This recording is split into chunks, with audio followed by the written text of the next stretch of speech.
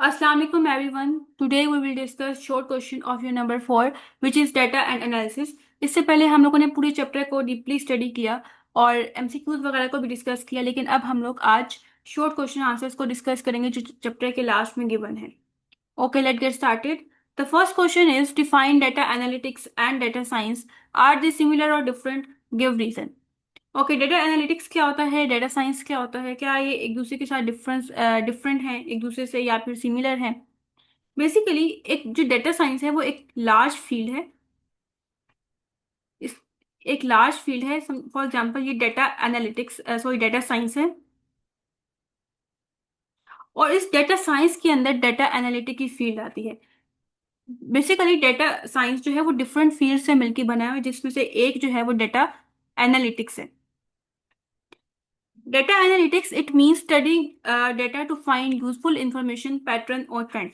Data analytics में हम लोग ये देखते हैं या ये स्टडी करते हैं कि जो लार्ज डेटा सेट है या फिर रॉ डेटा है उसमें से हम लोग यूजफुल इंफॉर्मेशन को फाइंड आउट करने की कोशिश करते हैं, पैटर्न्स वगैरह को फाइंड आउट करते हैं, ट्रेंड्स को फाइंड आउट करते हैं. लेकिन डेटा साइंस एक ब्रॉडर फील्ड है जिसके अंदर डेटा एनालिटिक्स, प्रोग्रामिंग और मशीन लर्निंग को यूज किया जाता है ताकि प्रोडिक्शन कर सके और जो कम्प्लेक्स प्रॉब्लम्स है उनको सॉल्व किया जा सके. कि फॉर एग्जाम्पल हम लोगों ने ये प्रिडिक्ट करना है कि जो टीम है, मैच टीम है, अब वो विन करेगी नेक्स्ट मैच या लूज करेगी. ओके, तो हम लोग क्या करेंगे, उस टीम का पास्ट डेटा देखेंगे और उसके ऊपर एनालिसिस परफॉर्म करने के बाद ये इस चीज़ को जो है मतलब ये प्रिडिक्शन करेंगे कि वो नेक्स्ट मैच विन करेगी या फिर लूज करेगी. डेटा साइंस को यूज करते हुए ये काम किया जाता है. सिमिलरिटी एंड डिफरेंस, दोनों फील्ड एक दूसरे के साथ रिलेटेड है, लेकिन जो डेटा साइंस है वो बिगर है. डेटा एनालिटिक्स बेसिकली एक पार्ट है डेटा साइंस का. एग्जाम्पल समझते हैं इसको. एक सुपरमार्केट है जो कि डेटा एनालिटिक को यूज करती है ताकि वो ये देख सके कि जो भी प्रोडक्ट या आइटम है, ठीक है, कौन सा ऐसा प्रोडक्ट है जो सबसे ज्यादा सेल हो रहा है. ठीक है. जबकि जो डेटा साइंस है वो फ्यूचर कस्टमर मतलब प्रिडिक्ट, मतलब बेसिकली डेटा साइंस का प्रिडिक्शन का काम होता है कि फॉर एग्जांपल जो भी वो प्रोडक्ट सेल कर रही है उसके फ्यूचर में क्या डिमांड होगी. ठीक है, ताकि वो उसके अकॉर्डिंग उस चीज की मतलब उस चीज को डेवलप करें. ठीक है, फ्यूचर में इस प्रोडक्ट की कितनी नीड होगी. Can you relate how data science is helpful in solving business problem? ठीक है, किस तरीके से जो डेटा साइंस है क्या वो बिजनेस प्रॉब्लम में हेल्प कर सकती है? Data science solve business problem by studying large amount of data and finding useful pattern. Basically data science क्या करता है, बिजनेस की प्रॉब्लम को सॉल्व कर रहा होता है, लेकिन कैसे सॉल्व करता है कि एक लार्ज डेटा सेट है उसको स्टडी करता है और उसमें से जो यूजफुल इंफॉर्मेशन होती है उसको फाइंड आउट करता है. ये कंपनीज की हेल्प कर रहा होता है ताकि जो कंपनी है वो बेटर डिसीजन ले सके, रिड्यूस को मिनिमाइज कर सके, सॉरी कॉस्ट को मिनिमाइज कर सके या रिड्यूस कर सके, और जो वो सर्विसेज या प्रोडक्ट सेल कर रहे होते हैं उसको इम्प्रूव करें. फॉर एग्जाम्पल एक फूड डिलीवरी ऐप है जो कि डेटा साइंस को यूज कर रही होती है ताकि जो कस्टमर्स है उनको रेस्टोरेंट सजेस्ट कर सके, प्रिडिक्ट कर सके डिलीवरी टाइम की कितने टाइम में जो भी उनकी सर्विस है या प्रोडक्ट है वो पहुंच जाएगी. और इसके अलावा जो कस्टमर सेटिस्फेक्शन है उसको इम्प्रूव करी होती है. कस्टमर से रिव्यूज वगैरह लेते हैं, कस्टमर अपने रिव्यूज देते हैं उस प्रोडक्ट या उस सर्विस के अकॉर्डिंग. ठीक है, उस सर्विस के उस प्रोडक्ट के लिए या उस सर्विस के लिए, और उन कस्टमर के जो रिव्यूज हैं उनको एनालाइज किया जाता है, उनको यूज किया जाता है और अपने प्रोडक्ट को बेहतर बनाया जाता है. नेक्स्ट है data database is useful in the field of data science. Define this statement. Okay, अब जो डेटाबेस है वो डेटा साइंस की फील्ड में यूज होता है. बेसिकली डेटाबेस करता क्या है, डेटाबेस जो स्ट्रक्चर्ड डाटा होता है, ठीक है, उसको स्टोर करते हैं. स्ट्रक्चर्ड डाटा कौन सा डाटा होता है, जो टेबल्स की फॉर्म में डेटा स्टोर हुआ होता है वो स्ट्रक्चर्ड डाटा होता है. उसको ऑर्गेनाइज करता है इसके बाद ताकि जो है वो उसको इजीली यूज किया जा सके, उस डाटा को जो टेबल्स की फॉर्म में होता है उसको अपडेट किया जा सके और उस इंफॉर्मेशन को मैनेज किया जा सके. लेकिन अगर डेटाबेस नहीं होगा तो क्या होगा कि जो लार्ज डाटा है, ठीक है, लार्ज अमाउंट ऑफ डाटा है उसको स्टोर करना, ठीक है, और उसके बाद उसको एक्सेस करना या उस डाटा को यूज करना बहुत डिफिकल्ट हो जाता है. अब एक स्कूल डेटाबेस है जो कि क्या करता है, जो स्टूडेंट का जो भी अटेंडेंस रिकॉर्ड है, एग्जाम रिकॉर्ड है और फीस रिकॉर्ड है उसको स्टोर करते हैं. ठीक है, अगर डेटाबेस ना हो तो ये बहुत डिफिकल्ट होगा स्टूडेंट के रिकॉर्ड को स्टोर करना. Next question is compare machine learning and deep learning in the context of formal and informal education. ठीक है, इनफॉर्मल एजुकेशन में भी देखेंगे कि मशीन लर्निंग क्या होती है, डीप लर्निंग क्या होती है, और इनफॉर्मल में भी देखेंगे. ओके, सबसे पहले मशीन लर्निंग क्या होती है इसके मीनिंग को अंडरस्टैंड करते हैं. uses computer program to learn from data and give result। Basically machine learning क्या करता है कि जो कंप्यूटर प्रोग्राम्स होते हैं उनको यूज करते हुए डाटा में से लर्न करता है, उसको डाटा दिया जाता है, उसमें से वो लर्न करता है और उसके बाद रिजल्ट दे रहा होता है। लेकिन डीप लर्निंग क्या करता है, ये एडवांस न्यूरल नेटवर्क को यूज कर रहा होता है, जिस तरह एक ह्यूमन का ब्रेन होता है उस तरह से काम करता है, उसको उस डेटा को प्रोसेस करता है और लर्न करता है डेटा में से, राइट। आगे फॉर्मल एजुकेशन में अगर हम इसकी एग्जांपल देखें मशीन लर्निंग की, तो ये क्या करेगा, ये स्टूडेंट के ग्रेड्स को प्रिडिक्ट करेगा। ठीक है, मतलब एक स्टूडेंट है, उसका पास्ट रिकॉर्ड दिया जाएगा, पास्ट ग्रेड्स या पास्ट जिसके मार्क्स आए हैं स्टूडेंट के वो दिए जाएंगे, और उससे कहा जाएगा कि इस स्टूडेंट के जो मार्क्स हैं फ्यूचर में कितने आएंगे प्रिडिक्ट करके बताओ। ओके, लेकिन डीप लर्निंग की एग्जांपल क्या है कि ये ऑटोमेटिकली, मतलब उसको ना एसेस वगैरह फॉर एग्जांपल दिए गए हैं, डिफरेंट एसेस हैं या डिफरेंट उसको पेपर्स दिए गए हैं, और उसे कहा गया कि आप ऑटोमेटिकली चेक करें और मार्क्स वगैरह जो है वो लगाएं। ठीक है, तो डीप लर्निंग ये काम करेगा, ये बेसिकली प्रिडिक्शन करेगा और ये एक्चुअल में पेपर्स जो है उसको चेक करेगा। ओके, इनफॉर्मल एजुकेशन के अगर हम एग्जांपल देखें, suggest online tutorial based on what you watch. Okay, अक्सर ऐसा होता है कि यूट्यूब पे हमारे पास वही वीडियोस आ रही होती हैं जिसे हम लोग यूजुअली वॉच करते हैं।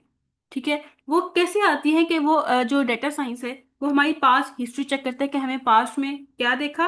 ठीक है, हमारा जो इंटरेस्ट है वो किस तरफ है, और उसी तरह की वीडियोस हमें सजेस्ट कर रहा होता है। लेकिन डीप लर्निंग में क्या होता है, बेसिकली ये ना लैंग्वेज को ट्रांसलेट कर रहा होता है, for example English to Urdu या उर्दू टू इंग्लिश, ये ट्रांसलेशन कर रहा होता है।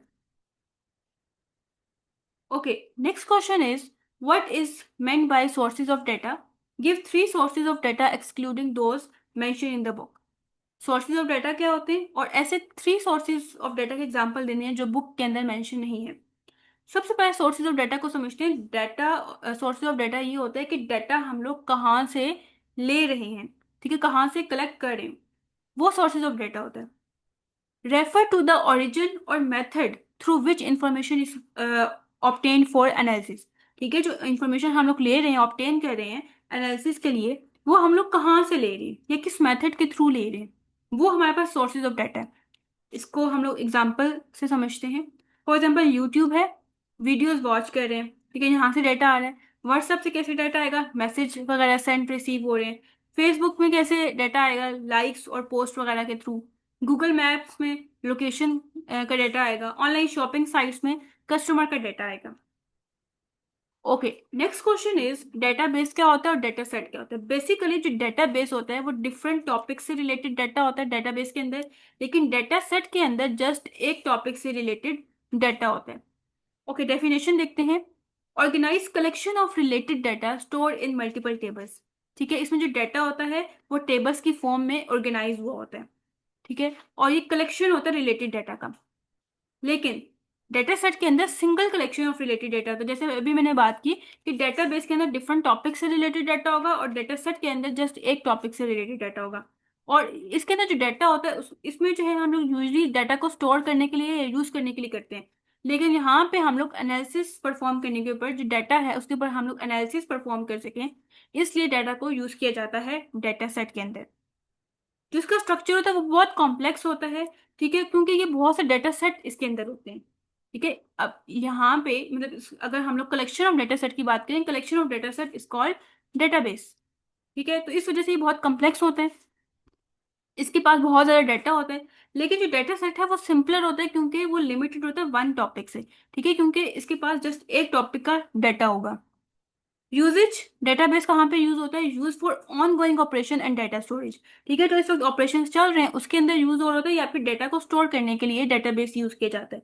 लेकिन डाटा सेट क्यों यूज किया जाता है, एनालिसिस परफॉर्म करने के लिए। ठीक है, उसमें से यूजफुल इंफॉर्मेशन एक्सट्रैक्ट करने के लिए, या फिर किसी भी रिसर्च के लिए हमें डेटा सेट की जरूरत पड़ सकती है। एग्जाम्पल से समझते हैं इसको। A hospital record system with data of all patient. ठीक है, अब डेटाबेस के अंदर हमने क्या बात की थी कि ये जो है रिलेटेड ऑफ डिफरेंट टॉपिक्स। अब इसके अंदर पेशेंट्स का डाटा स्टोर है, लेकिन सारे पेशेंट्स का डाटा स्टोर है। उसके अंदर अपॉइंटमेंट का डाटा होगा, ट्रीटमेंट का डाटा होगा, बिल्स का डाटा होगा। ठीक है, हर तरह के जो डिजीजेस हैं, डिजीजेस के पेशेंट्स हैं, लाइक कैंसर के पेशेंट्स अलग हैं, इसी तरह से अगर हम लोग बात करें डायबिटीज के पेशेंट्स अलग हैं, उन सब का डाटा जो है वो डेटाबेस के अंदर स्टोर होगा। लेकिन डाटा सेट में क्या होता है कि फॉर एग्जांपल पेशेंट्स हैं, उनमें जस्ट डाटा सेट के अंदर एक डायबिटीज के पेशेंट का डाटा होगा, एक और डाटा सेट अलग से बनाया जाएगा, उसके अंदर कैंसर के पेशेंट्स का डाटा होगा। अगर हम इसके एग्जाम्पल देखें, blood test result of all patient in January taken from the database for analysis. अब ना डाटा सेट कैसे बनते हैं, डाटा बेस के अंदर से ही डाटा, कुछ मतलब लिमिटेड डाटा लिया जाता है और उसके ऊपर एनालिसिस परफॉर्म किया जाता है। अब लाइक हम लोगों ने डेटाबेस में से एक ब्लड टेस्ट जो है वो के जो रिजल्ट्स हैं वो हम लोगों ने एक्सट्रैक्ट कर लिए, ठीक है, वो हम लोगों ने सेपरेट कर लिए सारे पेशेंट के, और उसके ऊपर जो है हम लोगों ने एनालिसिस परफॉर्म कर लिया। The next question is argue about the trends, outliers and distribution of value in data set. Okay, trends क्या होते हैं? ट्रेंड बेसिकली हम लोग ये कह सकते हैं कि प्रोग्रेस होती है, कि प्रोग्रेस जो है वो इंक्रीज हो रही है, डिक्रीज हो रही है, ये क्या हो रही है।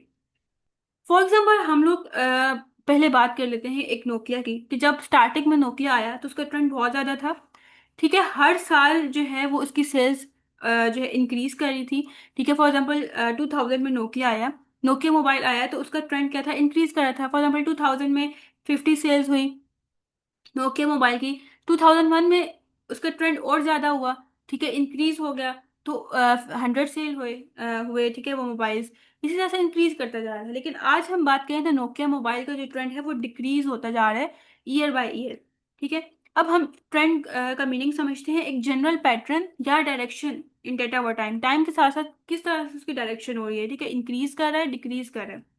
लेकिन अगर हम इसकी एग्जांपल देखें, the number of people visiting a park is higher on weekend and lower on weekdays, ठीक है। अब जो नंबर ऑफ पीपल हैं वो पार्क में विजिट कर रहे होते हैं वीकेंड पे सबसे ज्यादा, ठीक है, तो उस वक्त वीकेंड पे उनका ट्रेंड फॉर एग्जाम्पल ऊपर चला जाता है, हायर हो जाता है, लेकिन वीकडेज में उसका ट्रेंड नीचे चला जाता है, ये एक ट्रेंड है। आउटलायर्स ये होते हैं basically a value that is very different from most of the data, ठीक है। आपके पास एक लार्ज डेटा सेट है, उसमें से कुछ ऐसी वैल्यूज हैं जो बहुत डिफरेंट हैं पूरे डेटा सेट में से। फॉर एग्जाम्पल हमारे पास एक डेटा है 4, 5, 6, 7, 8, 100। अभी हमारे पास एक डाटा है, ये सारी जो वैल्यूज हैं वो एक दूसरे के करीब करीब हैं, लेकिन 100 इज वेरी डिफरेंट, ठीक है। 100 बहुत डिफरेंट है बाकी इन वैल्यूज से, ठीक है, या रेस्ट ऑफ डेटा से बहुत ज्यादा डिफरेंट है। तो 100 क्या होगा, 100 इज आउटलायर। एग्जाम्पल है in a test where most student score between 40 to 70 marks, ठीक है, one student score 100, this 100 is an outlier, ठीक है। अब एक जो है वो टेस्ट किया गया जिसमें मोस्टली स्टूडेंट के मार्क्स जो है 40 to 70 आए हैं, लेकिन इस उनमें से एक ऐसा स्टूडेंट था जिसके मार्क्स 100 आए, तो 100 बहुत डिफरेंट है बाकी नंबर से, ठीक है, ये बहुत दूर है बाकी सब नंबर से, तो 100 क्या होगा, आउटलायर होगा। डिस्ट्रीब्यूशन क्या होता है, डिस्ट्रीब्यूशन बेसिकली कि वैल्यूज को किस तरीके से सेपरेट किया जाता है। फॉर एग्जाम्पल यहाँ पे क्या है, how data values are separate according to range, range के अकॉर्डिंग किस तरीके से वैल्यूज को सेपरेट किया जाता है। फॉर एग्जाम्पल क्लास में जो है वो डिफरेंट स्टूडेंट्स हैं, ठीक है, उनका एक टेस्ट लिया गया, उनके मार्क्स आए, फिर उन मतलब उन मार्क्स के अकॉर्डिंग उन स्टूडेंट को सेपरेट किया गया। फॉर एग्जाम्पल जो आए, जिनके मार्क्स आए 20 to 50 के दरमियान, ठीक है, उनकी जो है वो एक अलग लाइन बना दी गई। इसी तरह से जिनके 50 to 70 मार्क्स आए, उनकी एक अलग लाइन बना दी गई, और उसके बाद जो है 80 to 100 जिनके मार्क्स है उनकी एक अलग लाइन बना दी गई, ठीक है। तो इस तरह से मतलब इनकी डिफरेंट लाइंस बना दी गई, ठीक है। तो अब यहाँ पे क्या हो रहा है, यहाँ पे ना स्टूडेंट को सेपरेट किया गया है मार्क्स की बेस पे, ठीक है, या सेपरेट किया गया है मार्क्स की बेस पे। तो ये होता है डिस्ट्रीब्यूशन, इस तरह से डिस्ट्रीब्यूट किया गया है। For example the ages of people in a community, some are young, some are old and some are middle age, this shows the distribution of ages. Okay, अब यहाँ पे किस तरीके से डिस्ट्रीब्यूट किया गया लोगों को, कि जो यंग थे फॉर एग्जाम्पल उनको सेपरेट कर दिया गया, जो ओल्ड पीपल थे उनको सेपरेट कर दिया गया, और जो मिडल एज थे उनको सेपरेट कर दिया गया। तो इस तरीके से एजेस के अकॉर्डिंग उनको डिस्ट्रीब्यूट किया गया। The next question is why are summary statistic needed. Summary statistic की हमें क्यों जरूरत पड़ती है। देखिए हमारे पास एक लार्ज डेटा सेट है, ठीक है, अब हमारे पास इतना टाइम नहीं है कि हम पूरे डेटा के अंदर जितनी वैल्यूज हैं वन बाय वन हम उन वैल्यूज को रीड आउट करें। फॉर एग्जाम्पल स्टूडेंट का रिकॉर्ड है, अब हम लोग ये नहीं कर सकते कि हर स्टूडेंट के मार्क्स हम लोग वन बाय वन चेक करें, ठीक है। फॉर एग्जाम्पल हमारे पास इतना टाइम नहीं है, लेकिन हम लोग एक जनरल ओवरव्यू लेना चाहते हैं कि जो मतलब स्टूडेंट के मार्क्स आए हैं, मतलब ओवरऑल पूरी क्लास की रेपुटेशन कैसी है या प्रोग्रेस कैसी है, हम देखना चाह रहे हैं। तो उसके लिए हम लोग क्या करते हैं, हम लोग समरी स्टैटिस्टिक को हम लोग यूज करेंगे। समरी स्टैटिस्टिक बेसिकली क्या होता है कि एक क्विक ओवरव्यू होता है पूरे डेटा के बारे में, हमें पता चल जाता है कि अच्छा इस डेटा में क्या है, ठीक है। हम लोग जो है इसके ऊपर डिफरेंट ऑपरेशंस परफॉर्म करते हैं, मीन, मीडियन, मॉड, रेंज वगैरह, और उसके थ्रू हम लोग एक क्विक ओवरव्यू या एक समरी ले लेते हैं कि इस डेटा के अंदर बेसिकली है क्या।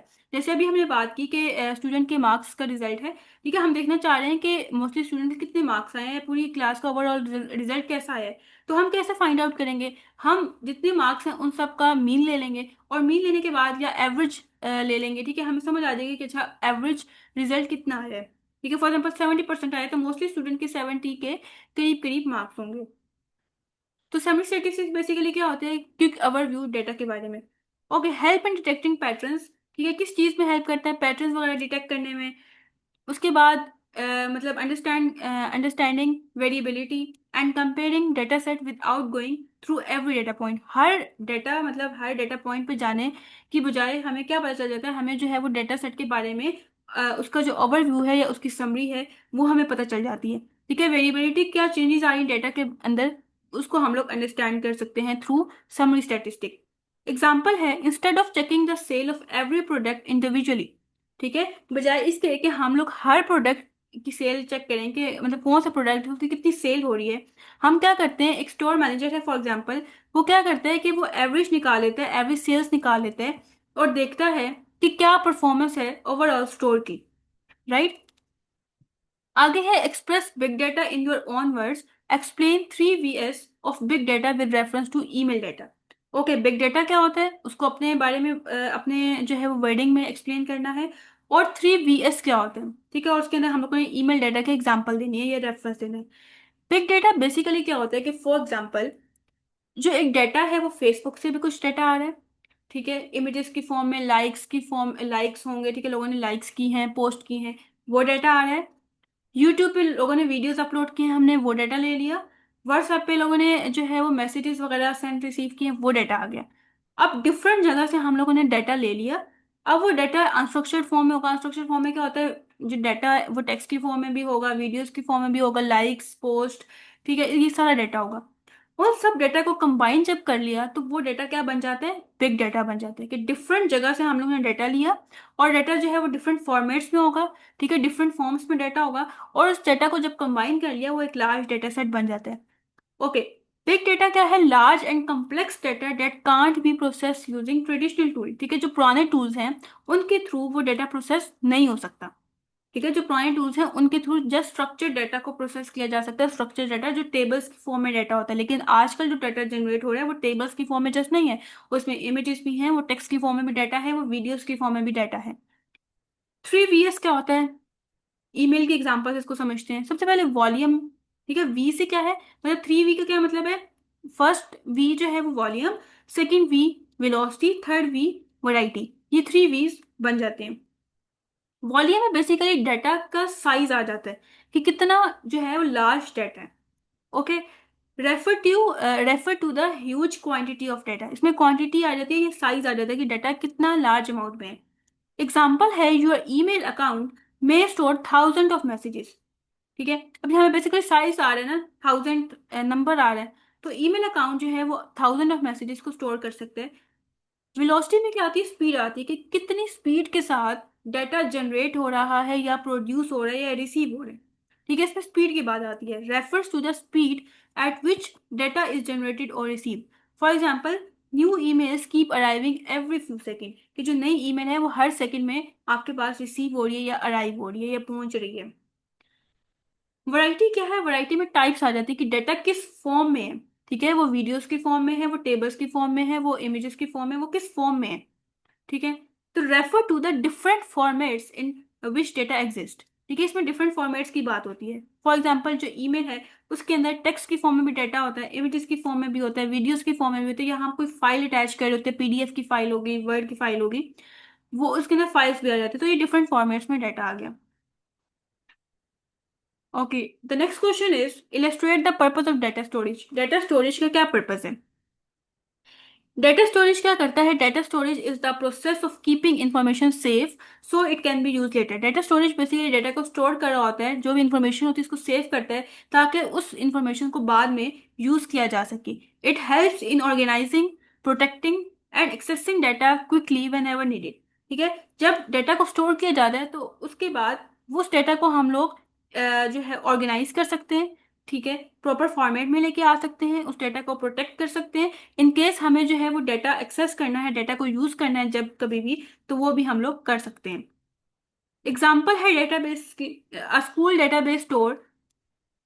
Okay, a school database stores student record so teacher can check attendance and grades anytime. ठीक है, अब देखें यहाँ पे हमने डाटा स्टोर किया।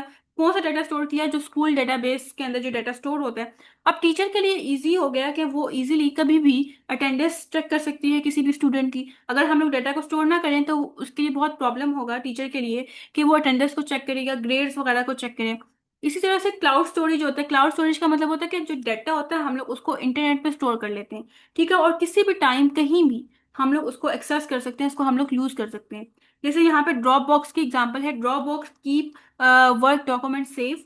ठीक है, even if your computer is lost damage. इसमें क्या होता है कि जो डाटा होता है ना उसको हम लोग कंप्यूटर के ऊपर स्टोर नहीं करते, हम लोग उसको इंटरनेट के ऊपर स्टोर करते हैं। जब जहाँ कहीं भी, फॉर एग्जांपल हम लोग को आज हम लोगों ने एक लैपटॉप के थ्रू अपने डाटा को इंटरनेट के ऊपर स्टोर कर दिया। अब हमारा इंटरनेट जो है वो सॉरी, हमारा जो कंप्यूटर है वो खराब हो गया, लेकिन डाटा हमारा सेफ रहेगा, स्टोर रहेगा हमेशा के लिए। हम लोग किसी और मोबाइल या किसी और लैपटॉप के थ्रू भी उस डाटा को से एक्सेस कर सकते हैं, उस डाटा को यूज कर सकते हैं, क्योंकि वो इंटरनेट के ऊपर स्टोर हुआ होगा। ओके, यहाँ पे शॉर्ट क्वेश्चंस कंप्लीट हो गए। आई होप सो आपको शॉर्ट क्वेश्चन में कोई अब मुश्किल नहीं होगी समझने में। इन केस फिर भी कोई क्यूरी है तो आप कमेंट सेक्शन में पूछ सकते हैं। इंशाल्लाह नेक्स्ट वीडियो में हम लोग लॉन्ग क्वेश्चंस को कवर करेंगे।